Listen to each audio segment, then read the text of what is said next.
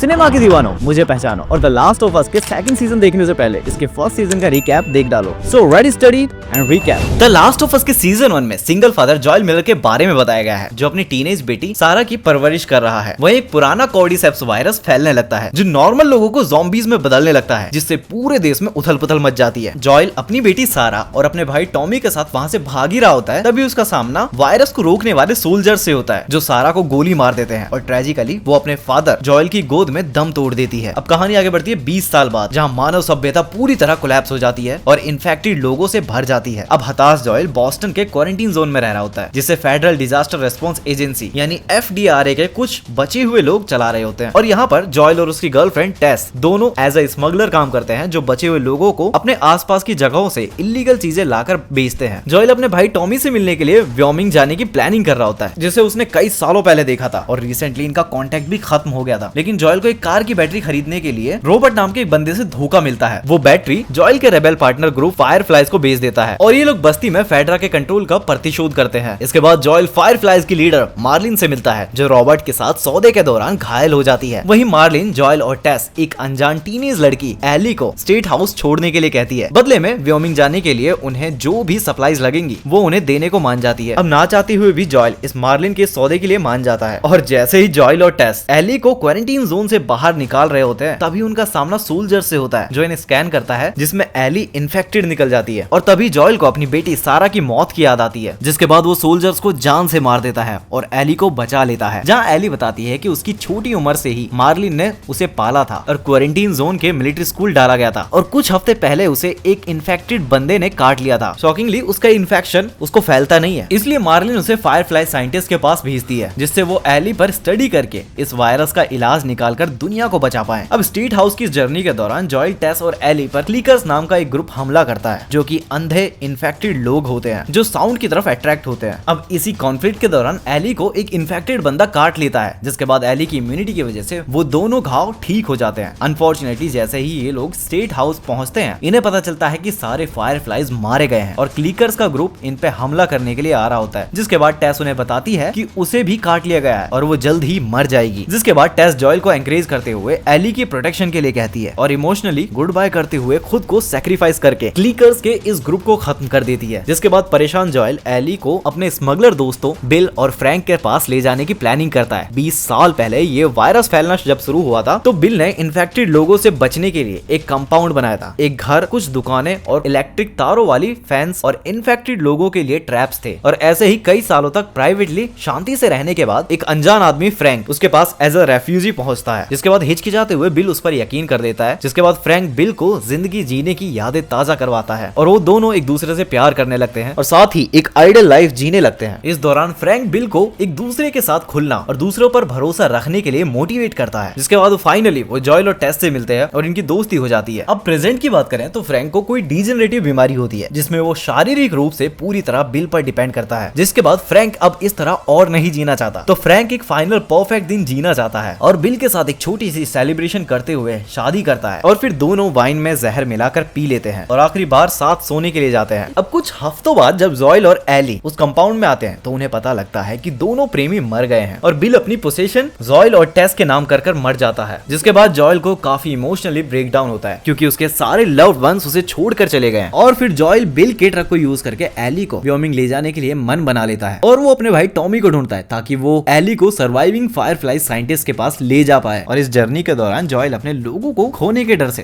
थोड़ा कठोर बन जाता है और कहीं दोबारा किसी चाहने वाले को ना खो दे, इस डर से एली से इमोशनली कनेक्ट नहीं होता। और जैसे ही ये कैंसस सिटी पहुंचते हैं, तो डाकुओं का एक ग्रुप इन पर हमला कर देता है, जिसके लीडर कैथलीन नाम की एक औरत होती है, जो बदला लेने के लिए हेनरी और उसके टीनेज भाई हेनरी ने कैथलीन के भाई को गलती से मरवा दिया था, क्योंकि उसने उनके रेबेल होने की बात फेडरा को बता दी थी और सैम की ल्यूकेमिया की दवाई के बदले कैथलीन के भाई को मार डाला था। जिसके बाद जॉयल और एली कैथलीन के चुंगल से बचकर निकल जाते हैं और शहर में छुप कर रहते हैं, जहाँ वो दोनों भाइयों से मिलते हैं। वहीं जॉयल हेनरी और उसके भाई सैम को अपने साथ आगे की जर्नी में साथ रखने के लिए मान जाता है। जिसके बाद एली और सैम के बीच दोस्ती हो जाती है। कैथलीन और उसके बाकी लोग जब हेनरी को ढूंढ लेते हैं, तभी वहाँ के अंडरग्राउंड इन्फेक्टेड लोगों की भीड़ सड़कों पर उतर जाती है और इससे काफी बड़ा केओस होता है। वहीं एक बहुत बड़ा इन्फेक्टेड आदमी जिसका नाम ब्लोटर है, वो कैथलीन के राइट हैंड को मार देता है। दूसरी तरफ एक बच्चा क्लीकर कैथलीन को जान से मार देता है और जॉयल, एली, हेनरी और सैम वहाँ से बच निकलते हैं। अनफॉर्चुनेटली इस भगदड़ के दौरान सैम को काट लिया जाता है और एली ये बात किसी को नहीं बताती और सैम को हील करने के लिए उसके घाव पर अपना खून लगाती है, लेकिन इससे सैम नहीं बच पाता। जिसके बाद हेनरी अपने इन्फेक्टेड भाई को मारने के लिए मजबूर हो जाता है और उसे मारने के बाद खुद को भी मार देता है। 3 महीने बाद फाइनली जॉयल और एली व्योमिंग पहुंचते हैं और अपने भाई टॉमी से मिलता है, जो जैक्सन की एक बस्ती में रह रहा था, जहां टॉमी अपने भाई जॉयल को अपनी प्रेग्नेंट वाइफ मारिया से मिलवाता है और सीक्रेटली जॉयल टॉमी से कहता है